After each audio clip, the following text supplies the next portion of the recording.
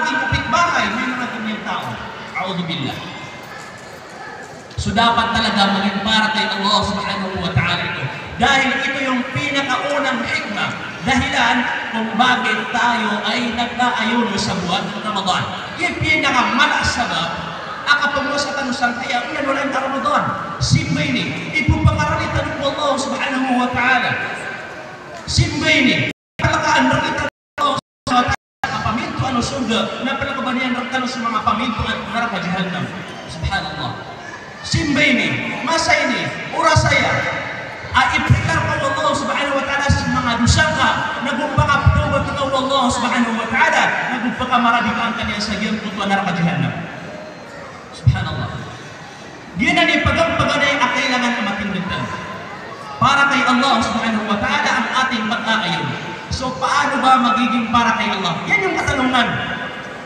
Mag-aayon ako ngayon. So paano magiging para kay Allah? Yun yung tanong. Sapat na ba na sabihin ko ito ay para kay Allah subhanahu wa ta'ala? Kung may mga gagawin ka pa. Ha? Magiging para kay Allah subhanahu wa ta'ala ang iyong pag-aayon kung ang mga katangian ng isang nananampalataya ay inasa sa iyo bilang isang nag-aayon. Di ka pero sa marata, di ka pumalabag sa marata, di ka pumaganda, di ka pumanita. Lalo ng marata, agad na ito pa nakakaanduloy para ko. Hindi ka magsasalita ng masama. Hindi ka gagawa ng masama. Hindi ka mandilibag ng iyong kapatid na Muslim. O di kay kahit ano pa mang gawaing haram. At pag yan ay iniwasan mo sa buwan ng Ramadan, ito yung sinyalis na talaga nang ikaw ay nag-aayuno para kay Allah subhanahu wa ta'ala. Hindi ka nag-aayuno para sa merienda mamayang maghrib. Hindi ka nag-aayuno para sa pagpapaganda ng katawan.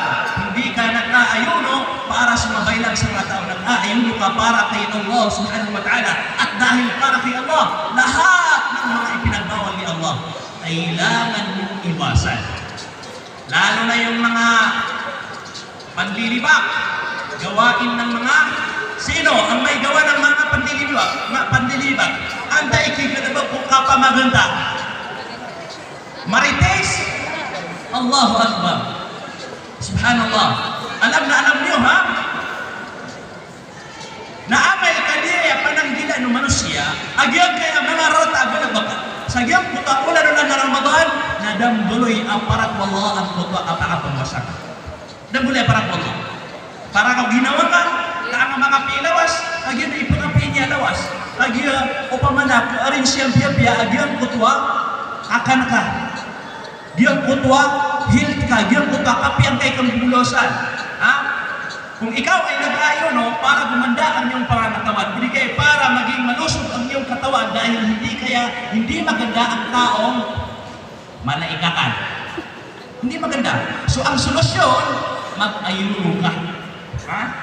Pero pag ikaw ay nag-ayuno dahil nandoon, hindi para kay Allah subhanahu wa ta'ala, walang duda, pagsapit ng Ramadan, ang iyong gawaing masasama ay nandyan pa rin sa iyo. Ibulugan di ka di mamaganda na pumaganda ka din. Ibulugan di ka di mamanita na pumanita ka din. Nagigyuti ka naman kagalaba. So hindi naging para kay Allah subhanahu wa ta'ala ang nagpag-aayon. Okay? Pangalawa, bakit nga ba tayo nag-aayon? Bakit? Ano ang dahilan? Ha? Pangalawang dahilan, nabanggit sa banal na Quran, Ya ayyuhalladhina amanu, kutiba alaykumus siyamu, kama kutiba ala alladhina min qablikum, la'allakum tattaqun. Ito yung pinakamalaking dahilan kung bakit ikaw ay isang Muslim na nag-aayon. O kayong mga nananampalataya, naniniwala kay Allah, sa kanwa adna paratehan yan. Sa manuto, na ayapagang-paganayateng wano na adna paratehan yan. So tatanungin kita, may pananampalataya ka ba? May paniniwala ka ba kay Allah subhanahu wa ta'ala? Dahil ito yung tinawag ni Allah. Ito yung tinawag ni Allah subhanahu wa ta'ala sa banal na Quran. O kayong may mga pananampalataya, kutiba alaykumus siyam. Katotohanan na inobligado sa inyo ang pag-aayuno. Kama kutiba ala alladhina min qablikum. Katulad ng pagiging obligado nito sa mga nauna sa inyo. Lagi nung kinipanibulat noon sa ikumya nga uunaan na ano. Inutupag ano yung Allah subhanahu wa ta'ala. Bakit binanggit ni Allah subhanahu wa ta'ala na inobligado ito sa inyo ngayon tulad ng pagiging obligado nito noong unang panahon? Bakit? Ano ang dahilan? Ano ang koneksyon nito? Una, dahil ito ay isang uri ng pagsamba para kay Allah na mula noon hanggang ngayon at magpakailanman gagawin at gagawin pa rin ng may mga pananampalataya. Di simbol ay di po nagkumiyaw na masa. Nataman dun iman ko, nataman dun sa kabang kita sa kaya dunia, nasasaya din agyan ko ito ang kabagawin niya ng kapaliwan sa Muslim. So pag hindi ka na kayo, ano ang iyong kaparusahan? Nakakatakot. Ano ang iyong kaparusahan pag hindi ka na kayo? Nabanggit sa hadith ng mahal na propeta sallallahu alaihi wasallam na may mga taong paparusahan ni Allah subhanahu wa ta'ala. May mga paniniwala at pananampalataya sila pero hindi nga lang nila inokompleto ang mga obligado ni Allah subhanahu wa ta'ala. Nabanggit sa hadith na isang araw, isang gabi, tulog ang mahal na propeta sallallahu alaihi wasallam at dumating sa kanya ang dalawang malaika at hinawakan nila ang baywang ng mahal na propeta at dinila nila sa kabundukan. Kabundukan kung saan napakaitim ng bundok. Kabundukan kung saan nakakatakot ang bundok na ito. Piyak ka na kapala, wag yung putwa, ingoy panirang ko Rasulullah sallallahu alaihi wasallam. Natigiran ko Muhammad sallallahu alaihi wasallam, sinabi ng dalawang yaon sa mahal na propeta sallallahu alaihi wasallam, "Is'ad ya Muhammad." Pabig ka, tabig ka, umakyat ka o Muhammad. Ano ang sinabi ng mahal na propeta? Inni la atit. Hindi ko kayang umakyat dahil sa takot, dahil sa pangangamba, sabab sa ang kutwa kalak, sabab sa ang kutwa biyak kalak aging kutwa panawang miyak kay kumitam mapapuno ang surok, mapapuno ang manisan. Nakapya si Rasulullah na miyak kagirawa biyak at pinutulog ang matabig. At sinabi ng dalawa niyang kasama, umakyat ka at tutulungan ka namin. At noong umakyat kami, sabi ng mahal na propeta sallallahu alaihi wasallam, narinig ko ang mga taong nagsisigawan, humihingi ng tulong. Mga taong nagsisigawan, nag-iiyakan, humihingi ng tulong. At tinanong ng mahal na propeta, sino ang mga taong yaon? Sinabi ng dalawa niyang kasamang mga anghel, haulai iwaq ahli na, yun yung mga sigaw ng mga taong nasa impyerno ngayon. Nagsisigawan ang mga tao sa impyerno. Subhanallah. At noong nasa tuktok na ng bundok ang mahal na propeta sallallahu alaihi wasallam, may natagpuan siyang mga tao kung saan sila ay nakabitin, misasayog, dibitin ang misasayang-sirang sa mga karne, walang damit ang mga tao ito. Nakabitin. Ang kanilang mga paa ay nasa itaas. Musyaqqaqat asdatihim. Ang mga taong ito ay biyak. Mauupak ang kaya mga ngariran, tamansan kaya mga tanguiran. Tasilu asdatuhum dama, kung saan lumalabas ang mga dugo sa kanilang mga bibig. Allahu Akbar. Papagundas agyan kutwa mga rubo, sang kutwa mga ngariran, amiyak kakaangari. Na ayabun talakya ako yan, na ipoon saya na tamasan kaya tanong yan ng makakaka. God na suyawiran. Tigo Rasulullah sallallahu alaihi wasallam, tinanong ng mahal na propeta sallallahu alaihi wasallam, sino nga ba talaga ang mga tao ito? Sino ang mga tao ito? Bakit ganito ang naging parusa ng mga tao ito? Ano ang sagot ng mga anghel? Sila yung mga tao nag-aayuno pero sinisira rin nila o di kaya sinisira nila ang kanilang ayuno sa pamamagitan ng kumakain sila ng pasikreto, umiinom sila ng pasikreto. Dapat mamasoy tatangkas na disiran din itagas. Hindi pa sumapit ang maghrib, kumain na sila ng walang sapat na dahilan. O ikaw na matakaw, magsabar ka hanggang maghrib kung ayaw mo matulad sa mga taong ito. Kaya sabab, ulit ng muga. At marami ang ganyan Muslim, wallahi. Tingnan niyo sa buwan ng Ramadan. Tingnan niyo yung mga McDo, Inasal, Jollibee, yung ibang restaurant, nandyan pa rin yung mga Muslim. Kumakain pa rin sila ng buwan ng Ramadan. A'udhu billah.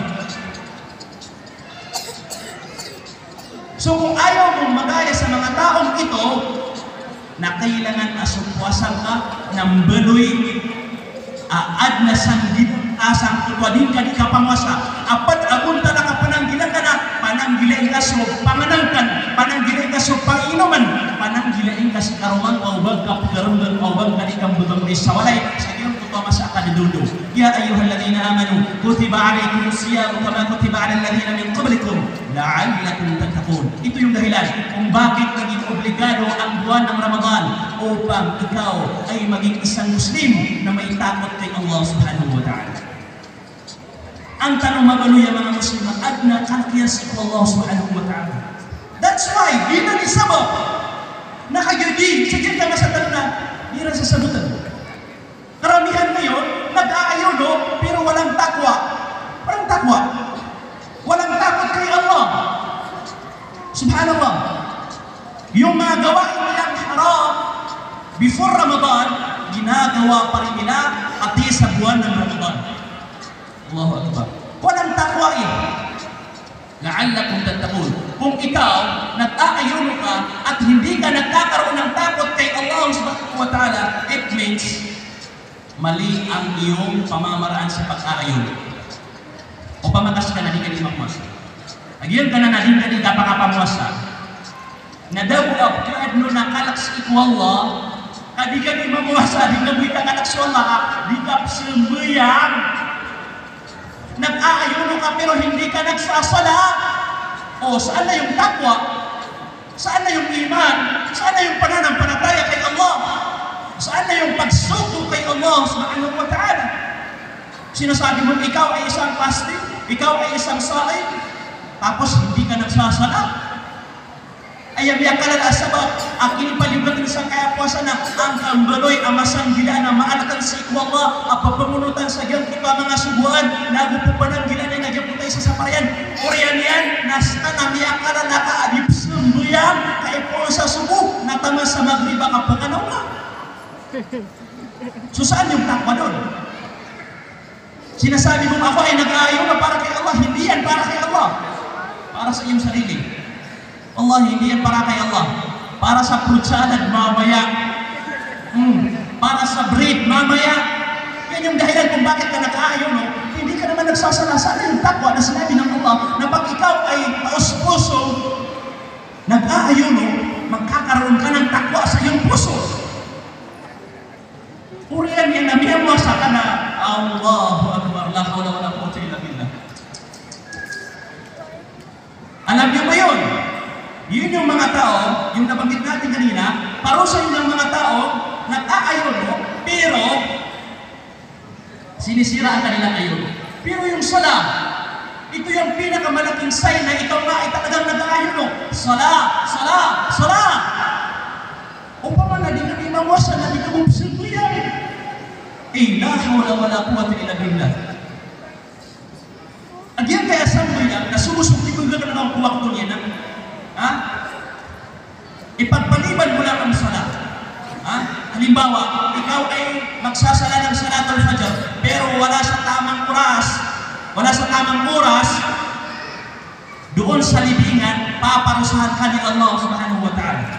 Sa libingan, paparusahan ka ni Allah subhanahu wa ta'ala. Ikaw ay nagsasala, pero ipinagpaliban mo ang oras ng iyong sala. At dahil doon, paparusahan ka ni Allah subhanahu wa ta'ala. At ano ang nabanggit sa hadith ng mahal na propeta sallallahu alaihi wasallam?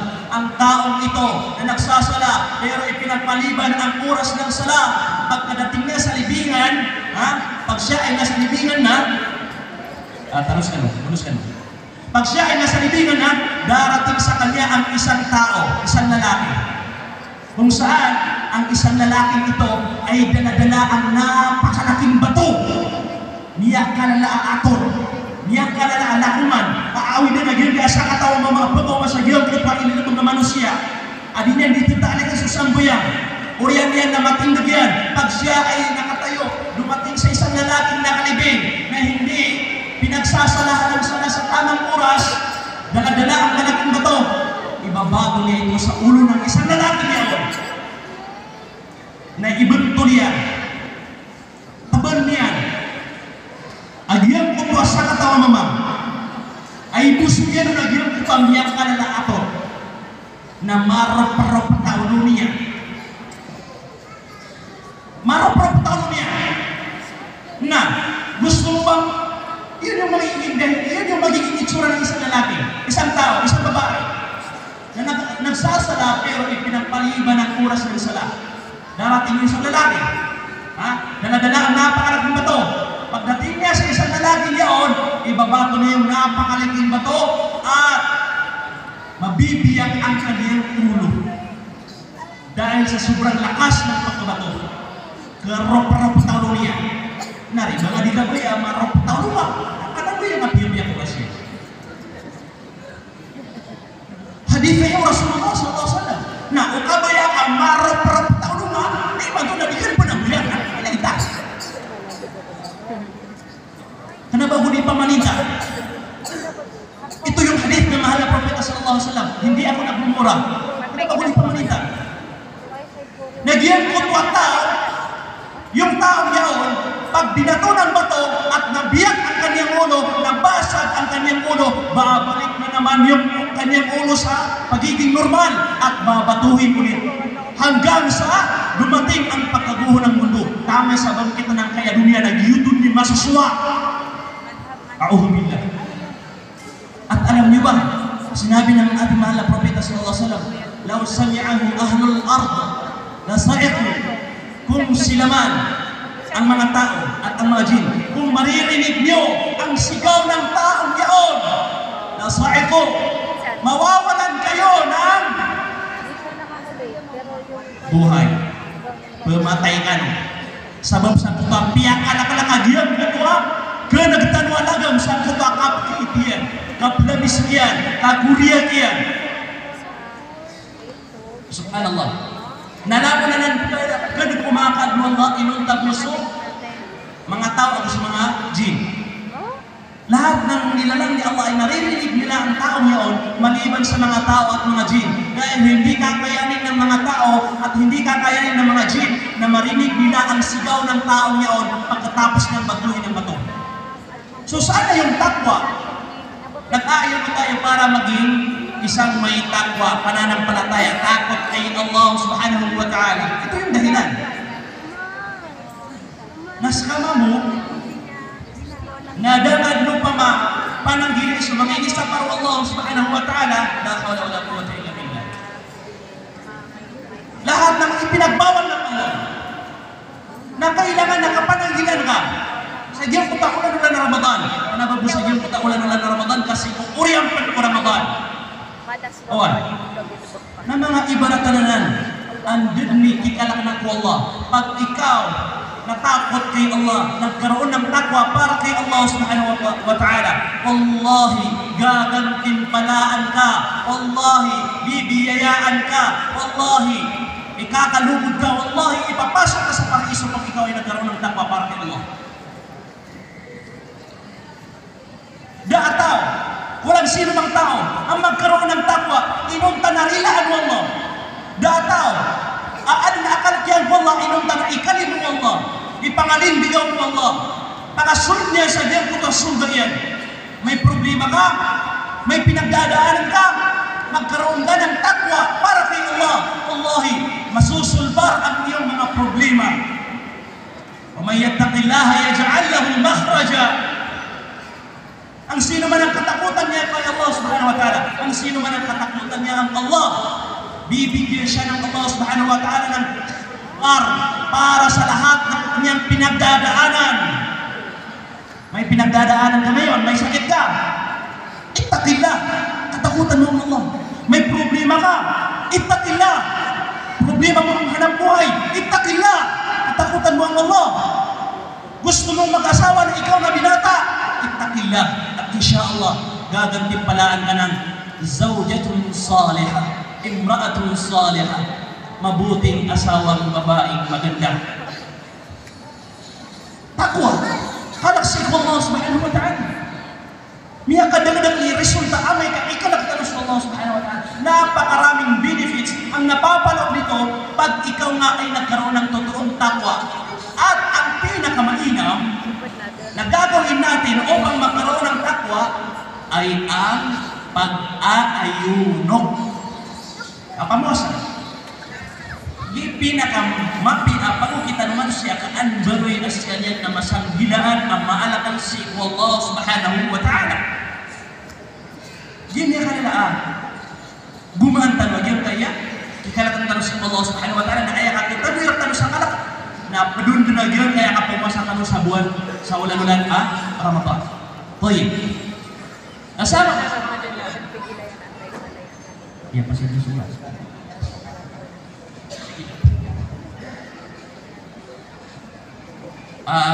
Malinaw ba? Ha? Kanina, malinaw ba o hindi? O ulitin natin? Ulitin natin? Ulitin natin tapos okay? Sige, ulitin natin.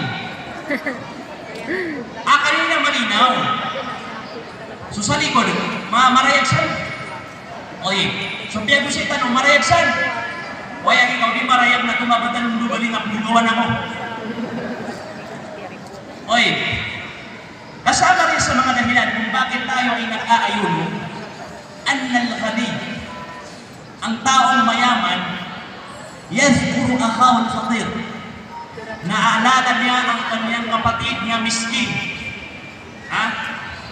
Saka aadnar niya na marita mo, adna mapia niya na sukay, adna mapia na kawayagan, ay giraman ito, pagka-ora ka, pagka-gutam ka, napakatanodan na ka, ay naong biyab syari, mamabitado mga tumanayakan na mga miskin, mga pobring, adisiran ni sabar-sabar sa kanya, kaor, umus, subhanallah, pag ikaw ay mayaman, natatandaan mo yung kapatid mo, pobre. Bakit? Dahil nagugutom kayo. Walang duda na ikaw ay makakaranas ng gutom dahil ikaw ay nag-aayuno. So yun yung dahilan para matandaan mo, maalala mo ang iyong mga kapatid na mga miskin upang makapagbigay ka ng sadaka, upang makapagbigay ka ng zaka para sa kanila. Kaya huwag kang maging madamot. So ang isang mga nasita mo, ilayagin sila. Ilayagin sa mga nasita mo. Asugusugan na sila. Hindi lang para kay Allah yan. Ang pag-aayuno para maranasan mo rin ang pamumuhay ng isang pobre.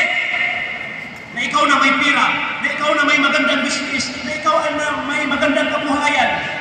Para maalala mo sila. La hawla wala quwwata illa billah. Lahat tayo ay nakakaraos ng gutom. At kasama ito sa mga pagsubok ni Allah subhanahu wa ta'ala na binanggit ng Allah subhanahu wa ta'ala sa kanilang Quran.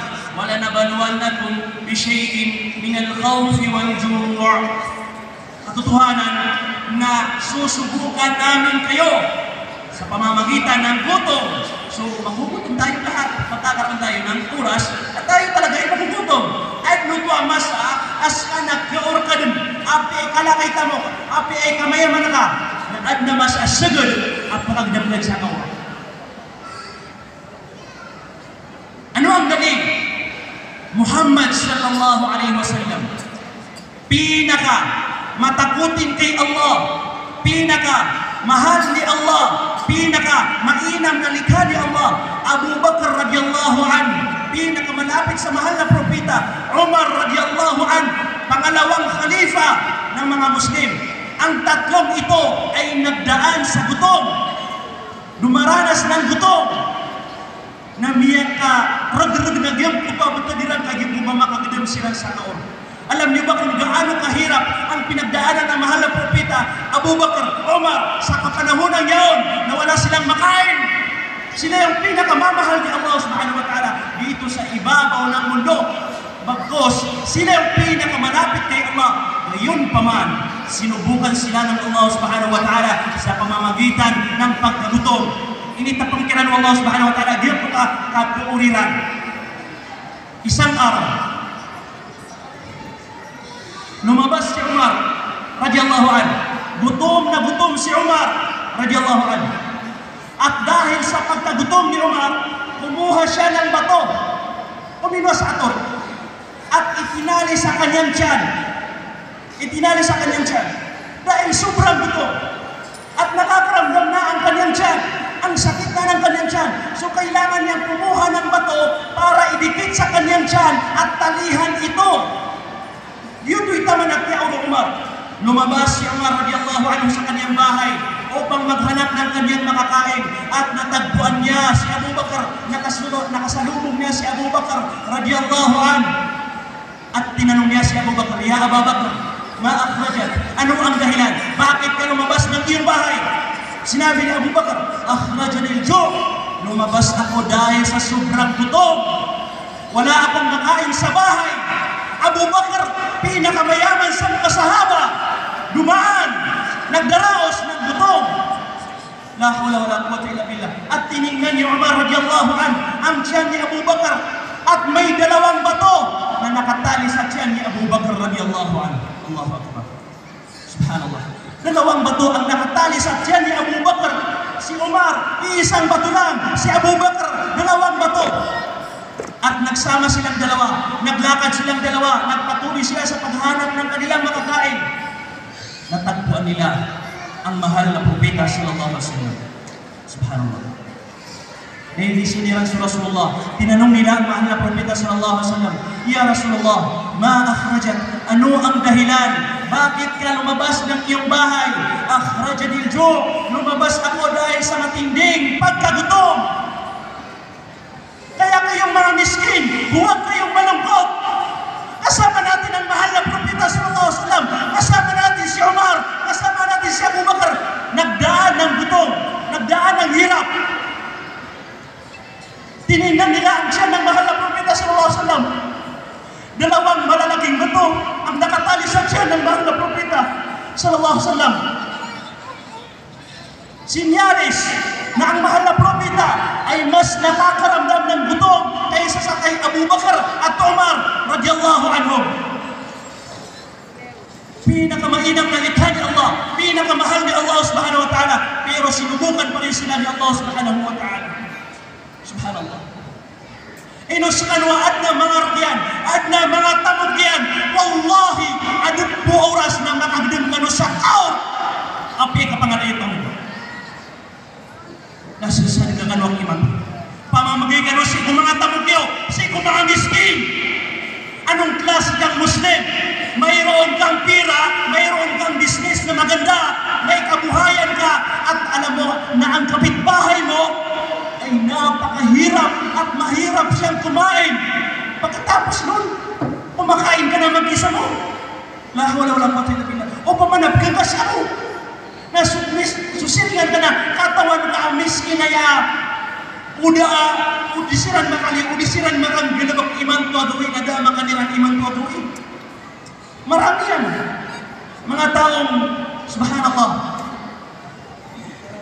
Kaya ito yung dahilan, ito yung kasama sa dahilan talaga na kayong may kabuhayan, may pira, mayaman, may posisyon, magbigay kayo ng sadaka, magbigay kayo ng donasyon, magbigay kayo ng pagkain sa mga mahihirap dahil ang gutom na nararamdaman mo sa tuwing buwan ng Ramadan, yan yung nararamdaman nila, hindi lang sa loob ng isang buwan, bagkus sa loob ng buong buhay nila, nakakaramdam sila ng gutom.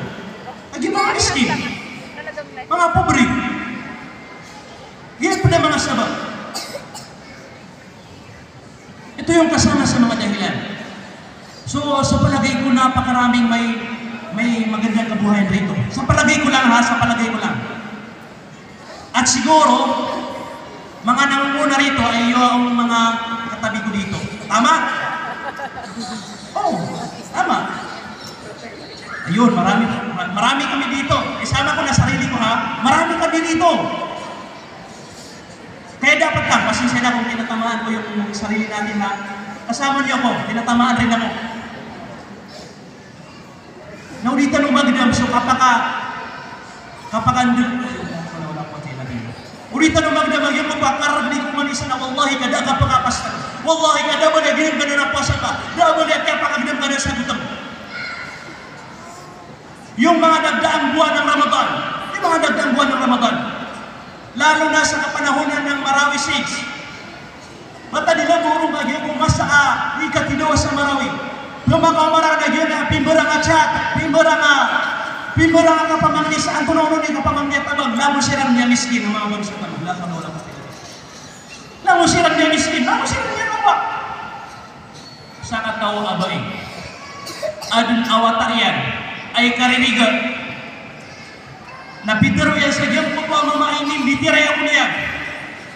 Hay, lakyakan, udi akong kapagugupi. Nabagyan kong kabanin sa 5 gatos, ay pumasakan sa gatas awat ako na yan. Nasa din sa hindi kiniyon karakan. Kakula wala pa nila bina. Bigyan mo lang ako ng 500 para sa aking anak. At papayag ako na asawahin mo kahit saan, kahit anong oras.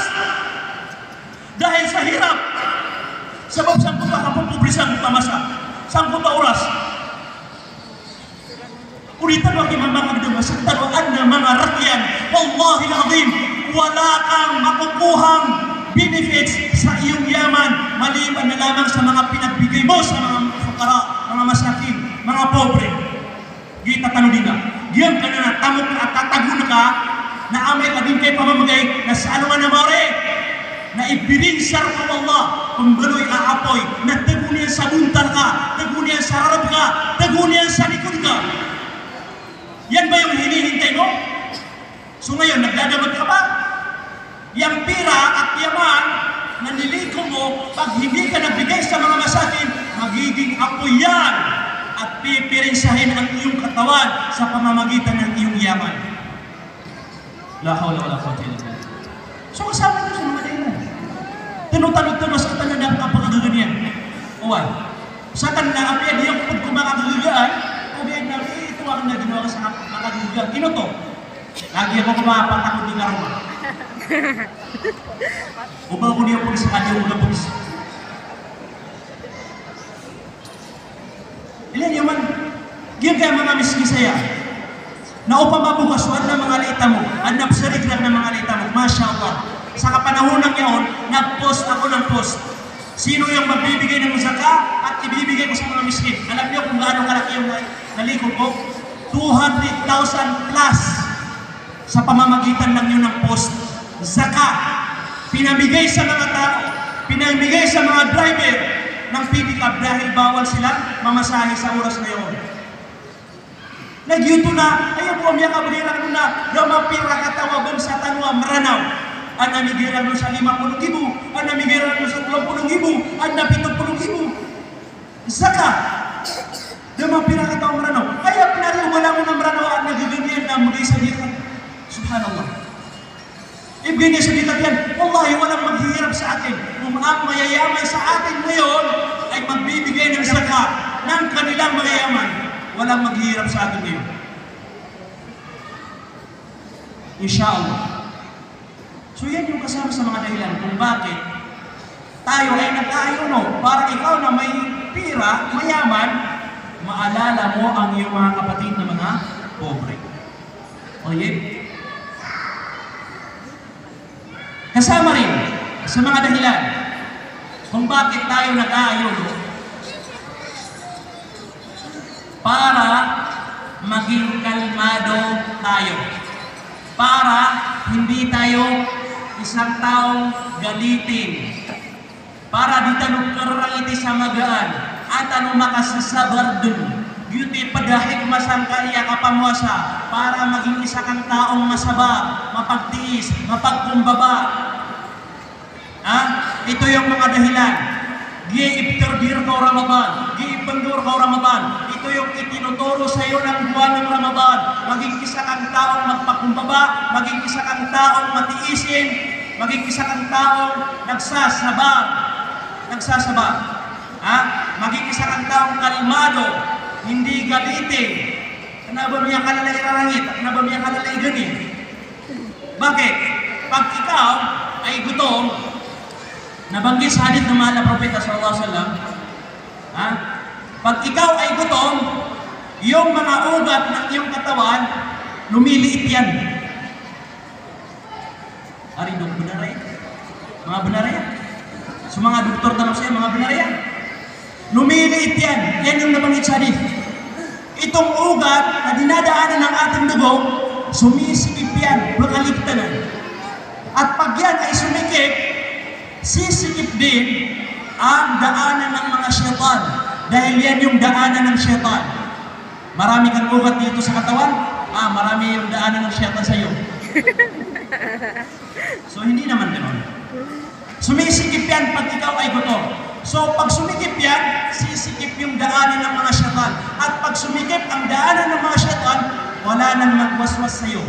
Dahil na pangwaswas ang kasyaitan.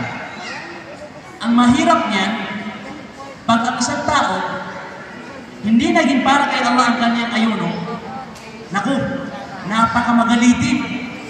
Yan bulu-bulu gerang ito. Ino tayo na rin sa hadith Rasulullah na maluitan mo ang mga bilang at tawag giramya kapang mo sa talong adula saitan. Ini tayo na saitan na. Nauriyan niya na gila tayo marano na bina kami ang karangin na ito. Oh! Kapag po sa nawagi man to. Yung nudin bitiray. Ganun pala yun. Pag gutom, galit na. Di ba ang sinabi ng Allah subhanahu wa ta'ala at ang sinabi ng mahal na propeta sallallahu alaihi wasallam, pag ikaw ay nag-ayuno, sisikip yung daanan ng mga syaitan. Pag sumikip yung daanan ng mga syaitan, wala nang syaitan na magwawaswas sa'yo. May pangalawang hadith pa na ang mga syaitan, itatali sila sa buwan ng Ramadan. At pag naitali sa buwan ng Ramadan, wala nang syaitan ang magwawaswas sa'yo. So, ang tanong, Ustad, ano yung lalaki, babae, na wala nga ang syaitan na yun? Pero yung mga gawain niya, gawain ni syaitan. Ano yung taong yaon? Kapatid ni syaitan. At ipagaling ay syaitan. At hindi syaitan ang apiang tanaw yan yan nasa syaitan naman. Gaya pada puji tanong. Basta kaya adik kami memuasa na sesabar ka din, kakalma ka din. Bibilang ataw ka. Kumalma ka pag ikaw ay isang nag-ayuno. Dahil sa pamamarang ito, insyaAllah makakamtan natin ang magantimpala ni Allah subhanahu wa ta'ala. Jazakumullah khairan wa barakallahu fikum. Napakarami pang gusto kong discuss dito, pero yung oras natin ibalik sa susunod next year insyaAllah. Wassalamualaikum warahmatullahi wabarakatuh.